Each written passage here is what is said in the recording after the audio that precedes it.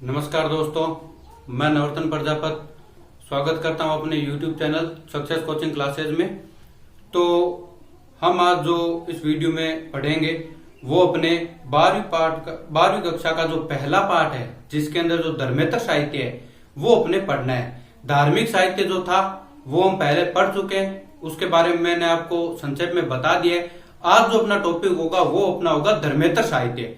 धर्मेतर साहित्य के अंदर मैंने आपको बताया था कि 4 भाग है, ठीक है। तो उन 4 भागों के बारे में आज हम पढ़ेंगे। तो आइए आज हमारा जो टॉपिक है वो हम पढ़ते हैं। तो आज का जो अपना टॉपिक आता है वो टॉपिक आता है धर्मेतर साहित्य। आज का जो अपना टॉपिक है वो अपना टॉपिक आता है धर्मेतर साहित्य। इसके अंदर मैंने आपको बताया था कि धर्मेतर साहित्य को 4 भागों में बांटते हैं, जिसके अंदर ऐतिहासिक ग्रंथ, विशुद्ध साहित्य ग्रंथ, क्षेत्रीय साहित्य और साथ में ही जो विदेशी विवरण था। विदेशी विवरण के अंदर जो यूनानी थे, जो चीनी थे, ठीक है, साथ में अरब के जो विदेशी थे, ये भारत आए थे। इन्होंने जो अपना यात्रा वृत्तांत लिखा है उससे भी अपने को क्या इतिहास के बारे में जानकारी मिलती है। ये सारे जो भाग है ये आते हैं अपने धर्मेतर साहित्य के अंदर। तो धर्मेतर साहित्य के अंदर जो सबसे पहला आता है वो आता है ऐतिहासिक ग्रंथ। तो इसके अंदर जो अपना पहला आएगा वो आएगा ऐतिहासिक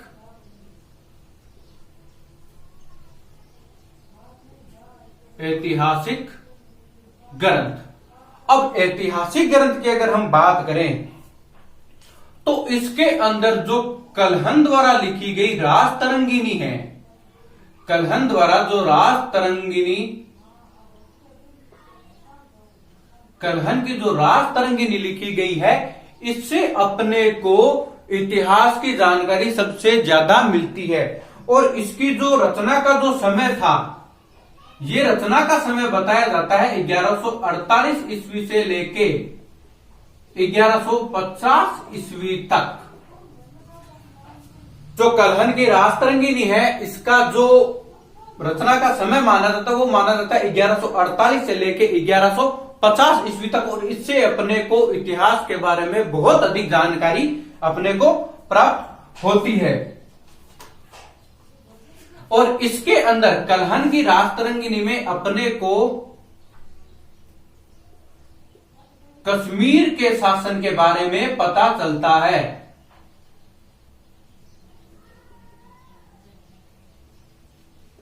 कश्मीर का जो शासन है वो अपने को कलहन की राज तरंगिनी मिलता है। और कश्मीर का भी कब तक का, 12वीं शताब्दी तक का अपने को कलहन की राज तरंगिनी के अंदर कश्मीर का शासन जो है वो अपने को मिलता है। उसके बाद में जो अन्य जो ऐतिहासिक ग्रंथ जो अपने आते हैं उसके अंदर देखो,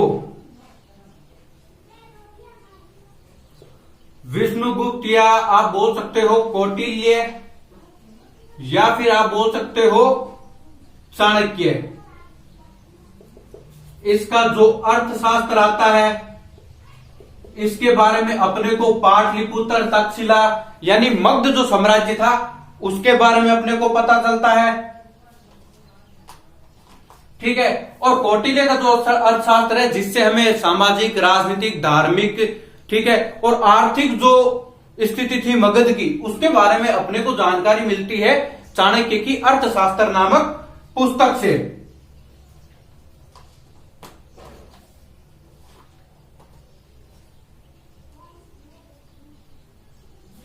ठीक है। उसके बाद में अपने बाणभट्ट की जो आती है हर्षचरित, इससे भी अपने को क्या है इतिहास के बारे में जानकारी मिलती है।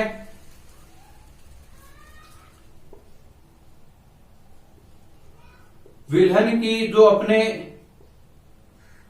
विक्रममा देव जो है चरित, इससे भी अपने को जानकारी मिलती है।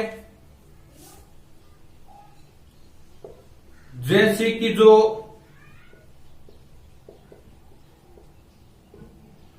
कुमारपाल चरित है वो हो गया।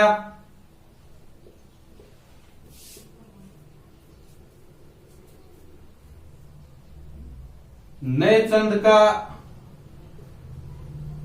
हमीर महाकाव्य, इससे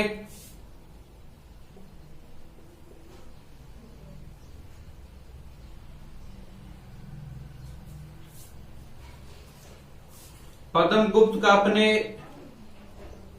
नवसहसांक,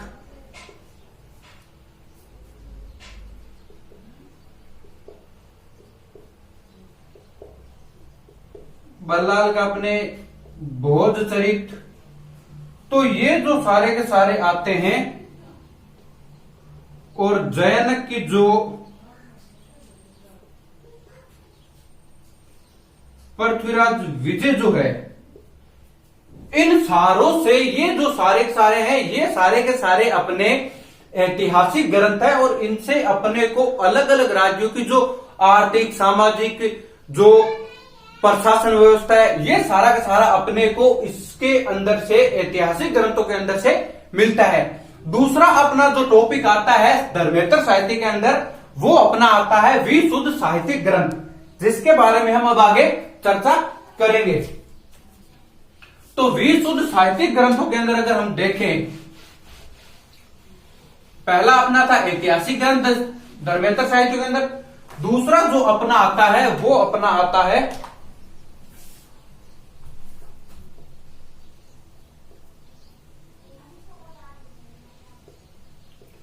विशुद्ध साहित्यिक ग्रंथ। विशुद्ध साहित्यिक ग्रंथ कौन से थे? इनके अंदर अनेक प्रकार के देख सकते हो आप, नाटक, ग्रंथ, टीका, काव्य ग्रंथ, ये सारे के सारे जो थे अपने लिखे हुए थे।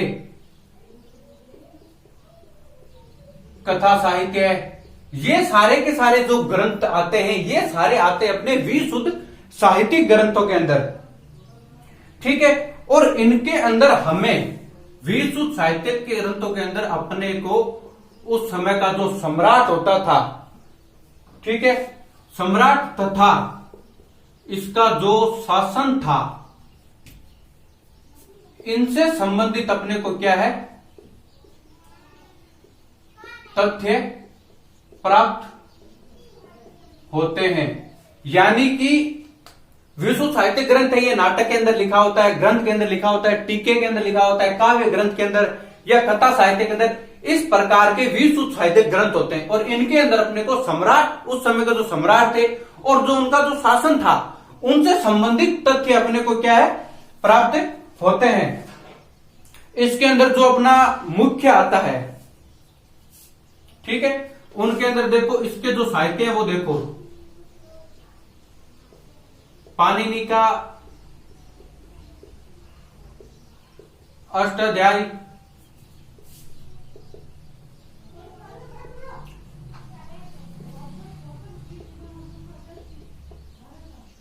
पतंजलि का महाभाष्य,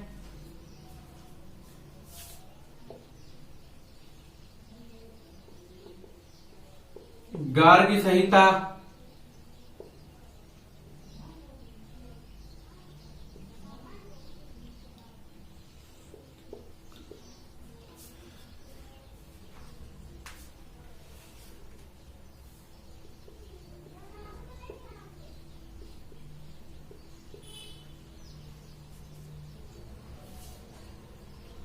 कालिदास का जो अपने मालविकाग्निमित्र जो आता है,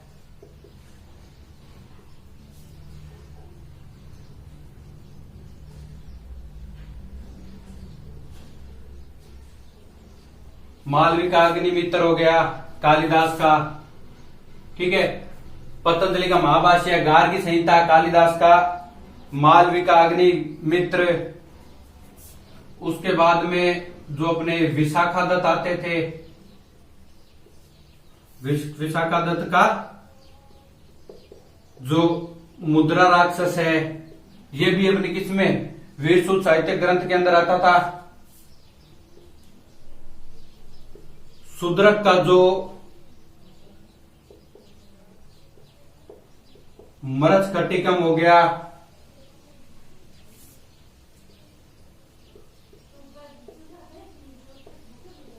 विज्ञानेश्वर की विज्ञानेश्वर की अपने पिताक्षरा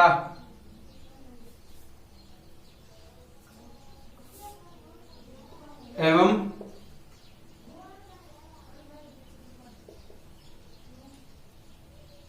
कामंदक व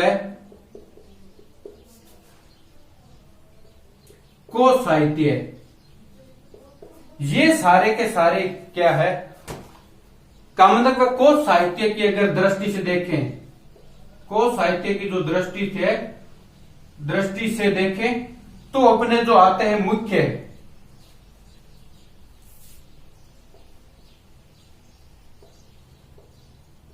विष्णु शर्मा का पंचतंत्र, वरहत कथा क्षेमेंद्र की वरहत कथा क्षेमेंद्र की वरहत कथा मंजरी,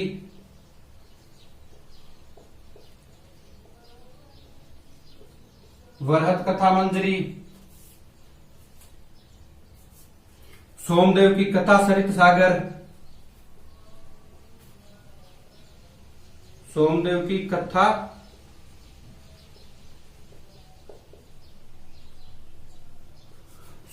कथा सरित सागर, अमर सिंह का अमरकोश,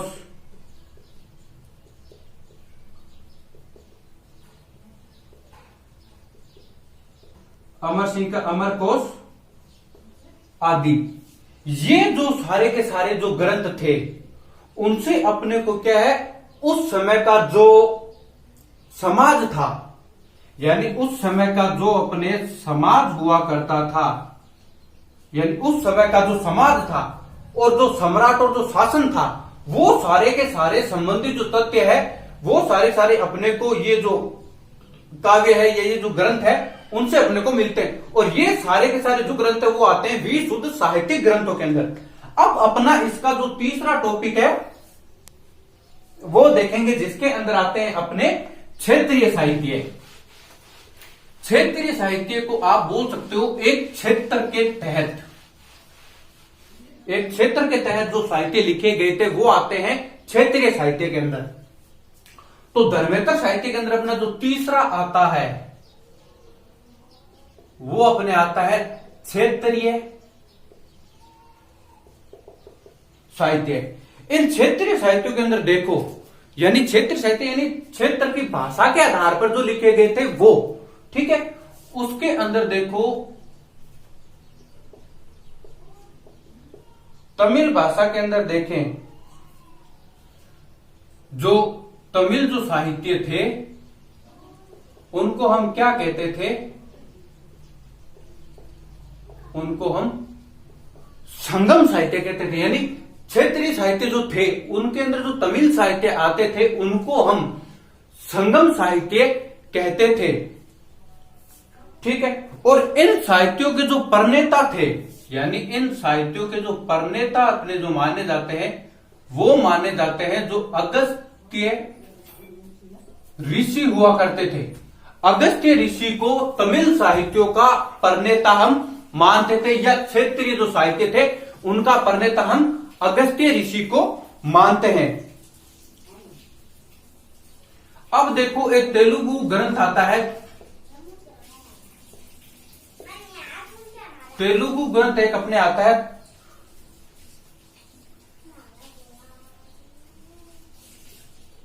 दुर्जटी नाम का एक तेलुगु जो ग्रंथ आता है, ठीक है। ये अपने देखो कृष्णदेव राय जो थे उनके विजय नामक एक नगर था, ठीक है। और इसके जो शासक थे कृष्णदेव राय, उनके बारे में अपने को जानकारी मिलती है इस दुर्जटी नामक जो तेलुगु भाषा का एक ग्रंथ है उसके अंदर अपने को कृष्णदेव राय का जो राज्य था, ठीक है, इनका जो शासन था उनके बारे में जानकारी अपने को दुर्जटी से मिलती है। और उसके बाद में अगर राजस्थानी भाषा में हम देखें राजस्थानी भाषा के अंदर हम देखें, यानी राजस्थानी भाषा के अंदर जो आते हैं उसके अंदर देखो चंद्रवरदाई का पृथ्वीराज राजसो, इसके अंदर पृथ्वीराज चौहान की जो जीवनी थी उसके बारे में,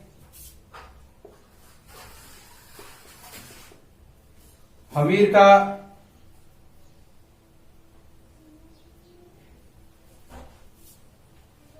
नहीं, सॉरी,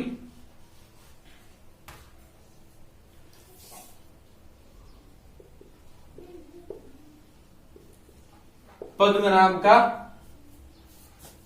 कानड़देव प्रबंध, यानी कानड़देव जो थे उनका जो प्रबंध था वो मिलता है अपने को उसके, और बीटू सूजा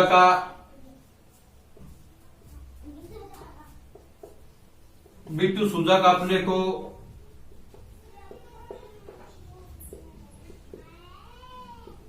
रावजय शिरोछंद, सूर्यमल मिश्रण का वंश भास्कर,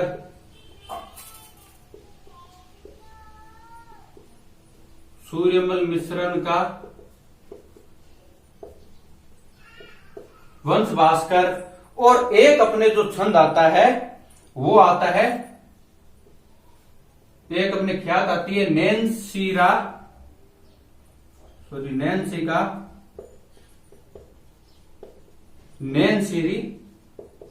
ख्यात। ये सारे के सारे जो है, ठीक है, नैन्सी ख्यात, या फिर एक अपने आती है बांकीदास की या बांकीदास री ख्यात। ये सारे के सारे जो आते हैं ये आते हैं अपने क्षेत्रीय साहित्य, यानी उस क्षेत्र की भाषा के तहत या उस क्षेत्र के बारे में लिखे गए जो ग्रंथ थे वो आते हैं अपने क्षेत्रीय साहित्य के अंदर। अब इसके बाद में जो अंतिम अपना बचता है वो बचता है विदेशी विवरण, जिसके अंदर जो विदेश से जो विदेशी यात्री अपने यहाँ भारत में आए थे, ठीक है, उनके बारे में देखेंगे। विदेशी विवरण यानी विदेशी साहित्य, जैसे मेगस्नीज की इंडिका पुस्तक, उसके अंदर मिलता है विवरण चंद्रगुप्त मौर्य के समय का, ठीक है। तो विदेशी जो विवरण है उसके अंदर पता है अपने को बहुत सारे जो भारत के अंदर विदेशी आए थे उन्होंने भारत की संस्कृति के बारे में लिखा है, यहाँ के शासन प्रबंध के बारे में, यहाँ की आर्थिक, राजनीतिक, प्रशासनिक जो भी बातें हैं वो उन्होंने अपने साहित्यों के अंदर लिखे हैं। तो अपना जो चौथा आता है वो आता है विदेशी विवरण। चौथा जो अपना आता है वो आता है विदेशी विवरण। अब विदेशी विवरण के अंदर देखो, सबसे पहले अपने लेते हैं इसके अंदर यूनानी साहित्य है। यूनानी साहित्य के अंदर आप अगर देखो तो इनके अंदर जो लेखक थे वो थे एक तो टेरियस,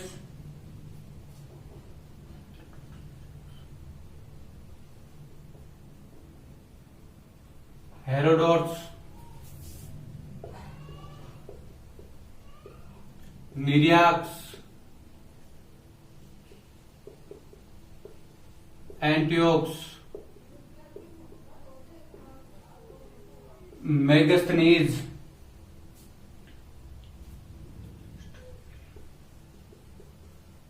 Strabo, Arrian, Pliny.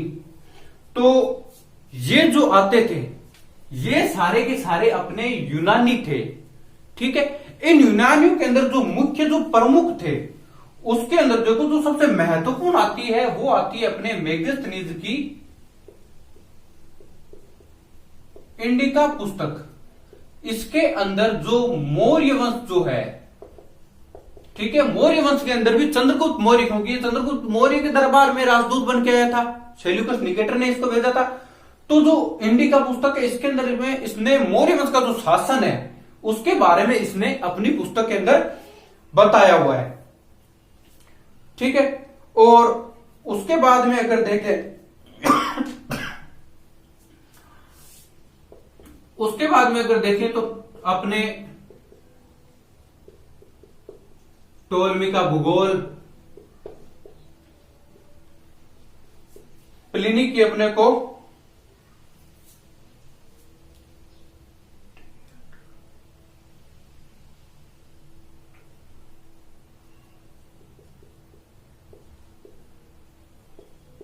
The Elder की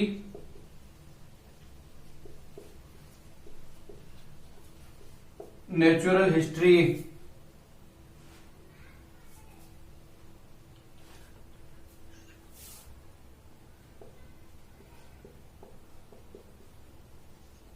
एरिस्टोब्यूरस की the history of the war, और अपने को एक मिलती है स्ट्रेबो की भूगोल, और स्ट्रेबो की भूगोल।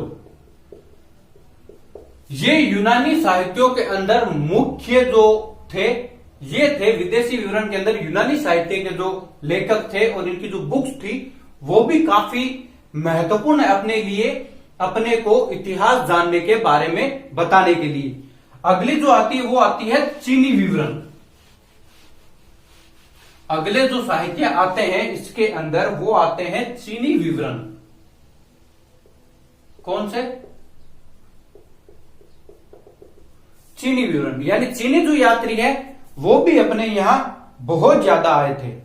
ठीक है, तो सबसे पहले अगर हम देखें तो वो है पहला चीनी यात्री जो मानते हैं हम, वो आया था फायान। ठीक है, और ये अपने भारत में आया था 399 से 414 ईस्वी तक। फायान का जो समय मिलता है वो अपने को मिलता है 399 से 414 ईस्वी तक का। ठीक है, और ये आया था गुप्त वंश का जो राजा था चंद्रगुप्त द्वितीय, इसके शासनकाल में ये भारत आया था। ठीक है, और इसके अनुसार, फायान के अनुसार गुप्त काल के अंदर जो व्यापार होता था या जो वस्तु विनिमय प्रणाली थी, यानी जो वस्तु विनिमय होता था यानी जो खरीद फरोख्त होती थी, वो ये क्या करते थे, कोडियों के माध्यम से करते थे। यानी फायान ये बताता है कि चंद्रगुप्त सेकंड यानी गुप्त काल के अंदर जो वस्तु विनिमय जो खरीद फरोख्त थी वो ये क्या करते थे, कोडियों के माध्यम से करते थे। उसके बाद में अगर दूसरा जो देखें तो वो आता है अपना कासमस। कासमस नाम का एक आया था और वो भारत के अंदर आया था 530 से। कासमस जो आया था वो आया था अपने 530 से 550 ईस्वी तक अपने यहां भारत के अंदर रखा गया था। और ये क्या है, एक चीनी भिक्षुक था, यानी भिक्षा मांगने वाला। ठीक है, और साथ में ही ये क्या था, व्यापारी भी था। भिक्षा भी मांगता था, भिक्षुक भी था, साथ में ये एक व्यापारी था क्योंकि ये व्यापार भी करता था। ठीक है, तो इसकी जो पुस्तक आती है उस पुस्तक का नाम है क्रिश्चियन टोपोग्राफी। और इसके अंदर इसने क्या किया, भारत की जो अर्थव्यवस्था जो आती है, भारत की जो अर्थव्यवस्था है, इसने इस पुस्तक के अंदर भारत की अर्थव्यवस्था के बारे में बताया है। अगला जो तीसरा आया था वो आया था ह्वेनसांग। चीनी यात्रियों के अंदर सबसे महत्वपूर्ण यात्रियों के अंदर ह्वेनसांग आता है। ये भारत के अंदर आया था 629 से 643 ईस्वी तक। ठीक है, और ये आया था राजा हर्षवर्धन के समय भारत में। जब राजा हर्षवर्धन का शासन भारत के ऊपर था उस समय ये आया था। और इस ह्वेनसांग को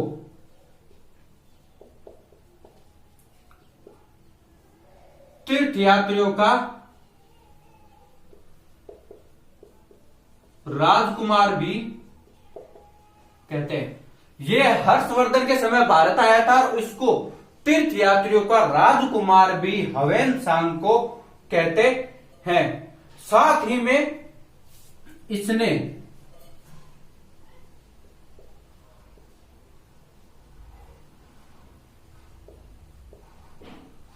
नालंदा विश्वविद्यालय में ह्वेनसांग ने अध्ययन यानी पढ़ाई भी अपनी की थी।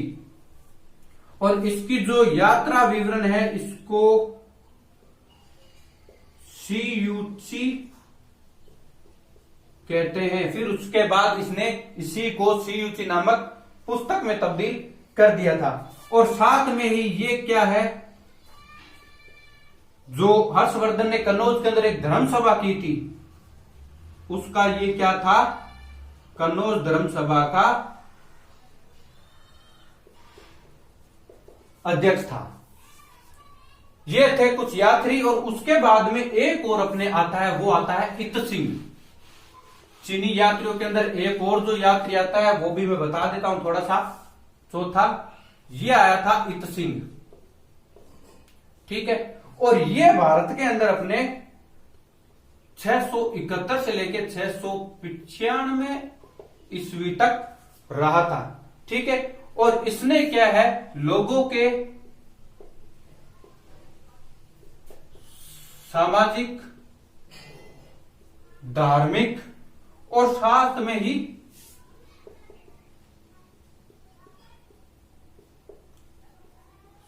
सांस्कृतिक जो जीवन है लोगों का, उसके बारे में ये इत सिंह अपने को बताता है। और साथ में ये जाते हुए क्या करके गया था पता है, बौद्ध साहित्य के जो 3 पिटक थे, अभिधम पिटक, सूत पिटक और विनय पिटक, जो पिटक थे, उन पिटकों की 400 प्रतियां अपने ये क्या करके ले गया था, साथ ले गया था। ये मोस्ट इंपॉर्टेंट है कि कौन सा चीनी यात्री अपने साथ में पिटकों की 400 प्रतियां अपने साथ लेकर गया था, तो वो अपने आएगा इत सिंह। ये ध्यान रखना थोड़ा सा, ठीक है। ये तो थे अपने चीनी यात्री। अब अपने जो इनके अंदर आते हैं विदेशी विवरण के अंदर, उस विदेशी विवरण के अंदर अब अपने जो आते हैं वो आते हैं तिब्बती और अरबी वृत्तांत। 5 जो आते हैं तिब्बती और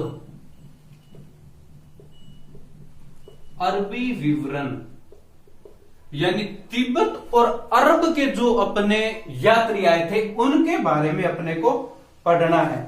पहला अपना आता है इसके अंदर अल बरूनी।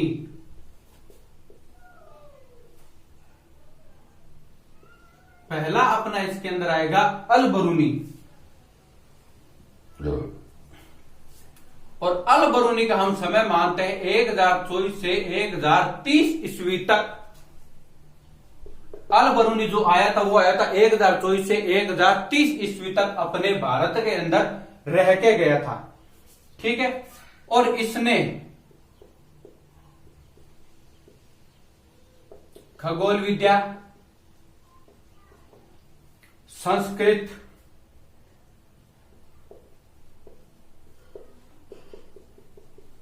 रसायन शास्त्र, ठीक है, इसका इसने क्या किया था, विस्तृत विवरण अपने जो ग्रंथ थे उनके अंदर इसने अध्ययन किया था, ठीक है। अल बरूनी की जो पुस्तक आती है वो आती है तहकीक ए हिंद, ठीक है। ये लिखी गई थी 11वीं शताब्दी में, ठीक है। और इसके अनुसार, इस किताब के अनुसार ब्राह्मण जो हुआ करते थे उनको, मैं लिख देता हूं, ब्राह्मणों को मृत्युदंड से क्या थी, मृत्युदंड से छूट दी। जो ब्राह्मण थे वो ये बता रहा है अपनी तहकीक हिंद नामक पुस्तक के अंदर कि ब्राह्मणों को क्या है, मृत्युदंड से छूट थी। और साथ में ही इनका जो दंड होता था वो दंड क्या होता था, देश निष्कासन इनका दंड हुआ करता था। और साथ में ही ये बताता है कि ब्राह्मण की अगर कोई हत्या करता तो उस हत्या को क्या कहते थे, वज्र हत्या। जो ब्राह्मण हत्या जो होती थी उसको कहते थे वज्र हत्या।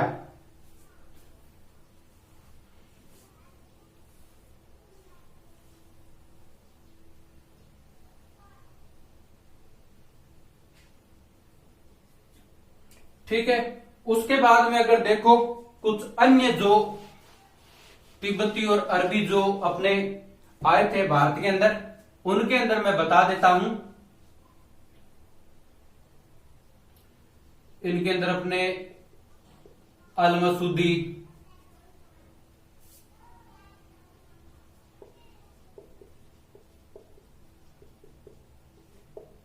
मार्को पोलो,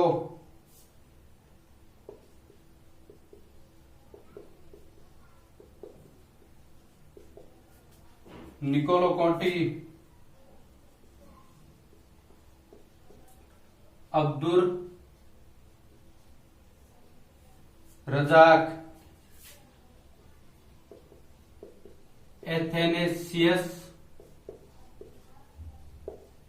निकितन, ये कुछ और भी यात्री थे विदेशी जो भारत के अंदर आए थे। इन्होंने भारत की संस्कृति, राजनीतिक, आर्थिक और जो प्रशासन था उसके बारे में अपने जो ग्रंथ थे उसके अंदर इन्होंने भारत के इतिहास का वर्णन किया है।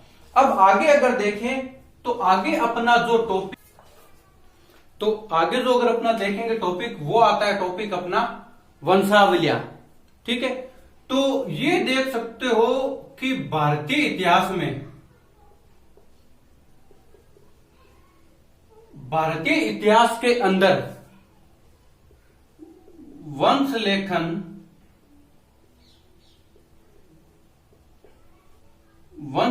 परंपरा के अंदर वंशावलियों का क्या है, बहुत ही महत्वपूर्ण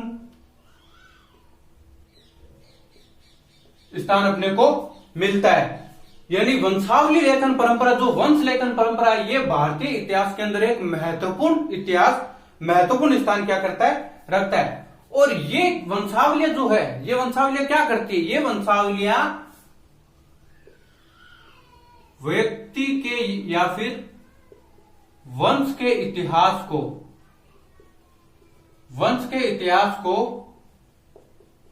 सजोकर, या फिर ये समझ सकते हो सुरक्षित रखती है। वंश लेखन परंपरा जो है ये क्या है, व्यक्ति के या फिर वंश के इतिहास को क्या है, सजोकर या फिर सुरक्षित रखती है। उसके बाद में इसके अंदर क्या करता है, जो वंश लेखन, यानी जो वंश लेखक होता है, वंश जो लेखक होता है, ये क्या करता है, हर जाति या फिर हर वर्ग के घर घर जाकर, ठीक है, जो मुख्य लोग होते हैं, यानी जो मुख्य व्यक्ति होते हैं घर के या फिर किसी जाति या वर्ग के जो मुख्य व्यक्ति होते हैं, उनकी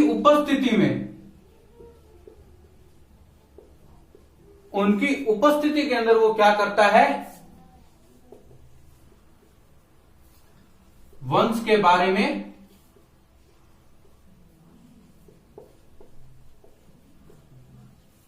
लिखता है। और ये अपनी जो बही होती है, अपना जो लेखन वाली जो किताब होती है या जो कॉपी होती है, उसके अंदर वो क्या करता है, व्यक्ति के सामाजिक, आर्थिक, व्यवहारिक और राजनीतिक स्थिति के बारे में वो अपनी जो वंश लेखन परंपरा वाली जो किताब होती है उसके अंदर वो लिखता है। और वंश लेखन परंपरा के जो लेखक जो आते हैं, उन लेखकों के अंदर देखो बड़वा, रावजी, भाट, तीर्थ पुरोहित, पंडे,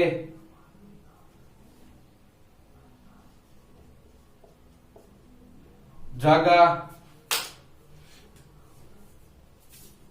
और जो बरोट होते हैं,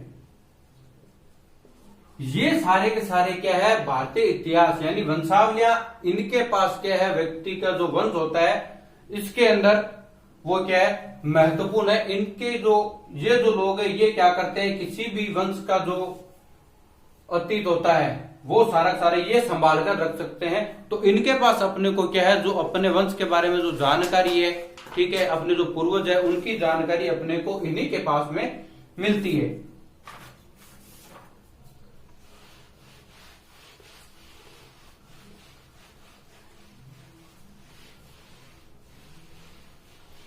और उसके बाद में एक अधिनियम था, भारतीय साक्ष्य अधिनियम, जो बना था 1872 के अंदर। भारतीय साक्ष्य अधिनियम 1872, इसके तहत में जो वंशावली जो बहिया है, इनको क्या कर दिया था, इन्होंने सुव्यवस्थित यानी न्याय संगत तरीके से इनको अपना लिया था भारतीय साक्ष्य अधिनियम 1872 के तहत। तो ये थी अपनी वंशावलियां। तो आज के वीडियो में हमने क्या पढ़ा, हमारे जो धर्मेतर साहित्य है और जो अपने वंशावली है उनके बारे में हमने आज पढ़ा। अपना अगला जो टॉपिक होगा वो अपना टॉपिक होगा पुरातात्विक स्रोत जो आते हैं। और जो भी इस चैनल के ऊपर नया है, जिसने चैनल को अभी तक सब्सक्राइब नहीं किया, वो चैनल को सब्सक्राइब करें, बेल आइकन पर क्लिक करें, ताकि जैसे ही मैं अपना अगला वीडियो अपलोड करूं आपको नोटिफिकेशन मिल जाए। वीडियो को लाइक करें और ज्यादा से ज्यादा शेयर करें। धन्यवाद।